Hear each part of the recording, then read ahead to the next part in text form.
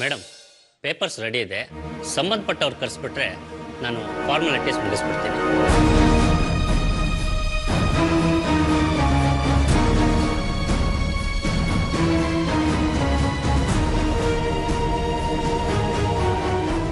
ಅಮ್ಲಾ, lawyer ಯಾಕೆ ಬಂದಿದ್ದಾರೆ? ಅವ್ರು ಬರಲಿಲ್ಲ. ಪ್ರಾಪರ್ಟಿ ಡಿವೈಡ್ ಮಾಡ್ಸೋಕ್ಕೆ ಅಂತ ನಾನೇ ಅವ್ರನ್ನ ಕರೆಸಿದೆ.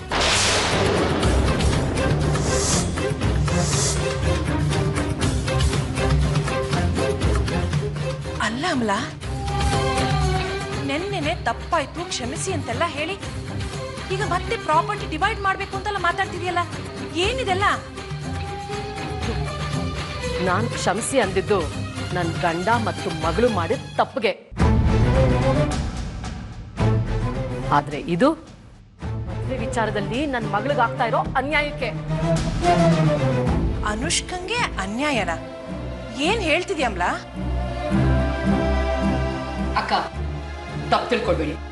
ನಿಮ್ಗೆ ಚೆನ್ನಾಗಿ ಗೊತ್ತು, ನನ್ನ ಮಗಳು ಅನುಷ್ಕಾ ರಾಜನ ಮನಸಾರೆ ಪ್ರೀತಿಸಿ ಅವನಿಗೋಸ್ಕರ ಹುಚ್ಚಿಯನ್ನ ಪಟ್ಟ ಕಟ್ಕೊಳ್ಳೋದಕ್ಕೂ ತಯಾರಾಗಿತ್ತು. ಆದ್ರೆ ರಕ್ತ ಸಂಬಂಧ ಅಂತ ನೀವೇ ಅವಳನ್ನ ದೂರ ಮಾಡ್ಬಿಟ್ರಿ.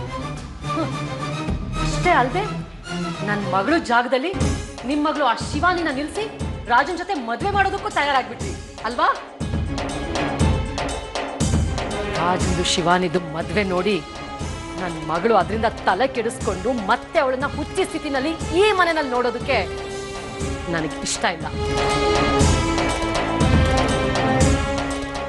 ಅದಕ್ಕೆ ಆದಷ್ಟು ಬೇಗ ಪ್ರಾಪರ್ಟಿ ಡಿವೈಡ್ ಮಾಡಿಸಿ ಈ ಮನೆಯಿಂದ ಹೊರಗಡೆ ಹೋಗ್ಬೇಕು ಅಂತ ಅಂದ್ಕೊಂಡಿದ್ದೀನಿ.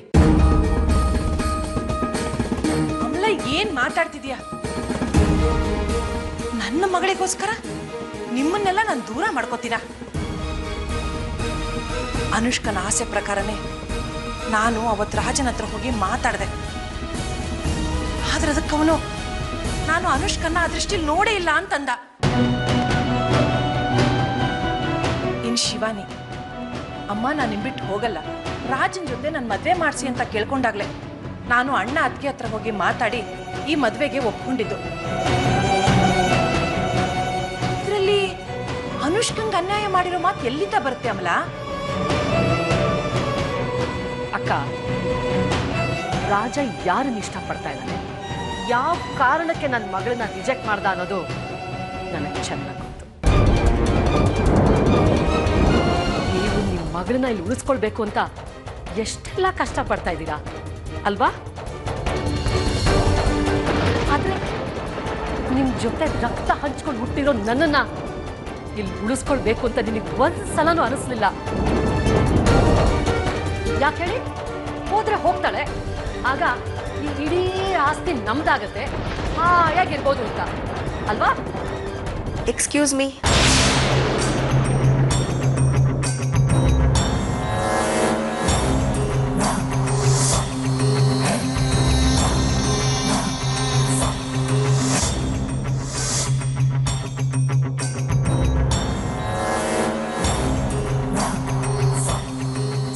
ಸ್ವಲ್ಪ ಪೆನ್ ಕೊಡಿ.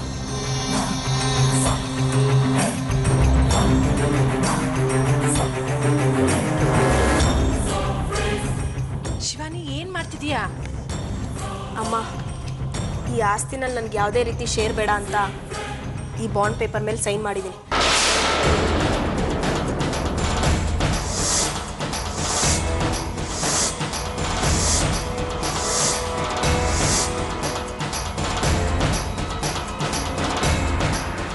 ತಗೊಳ್ಳಿ ಚಿಕ್ಕಮ್ಮ, ನಂಗೆ ಈ ಆಸ್ತಿ ಯಾವುದೂ ಬೇಡ, ನಿಂಗೆ ಪ್ರೀತಿ ಇದ್ರೆ ಸಾಕು. ನೀವು ಅಂದ್ಕೊಂಡಾಗೆ ನನ್ನ ಆಸ್ತಿಗೋಸ್ಕರ ರಾಜನ ಮದುವೆ ಆಗ್ತಿಲ್ಲ, ಈ ಮನೆಯವ್ರ ಪ್ರೀತಿಗೋಸ್ಕರ ಮದುವೆ ಆಗ್ತಿದ್ದೀನಿ.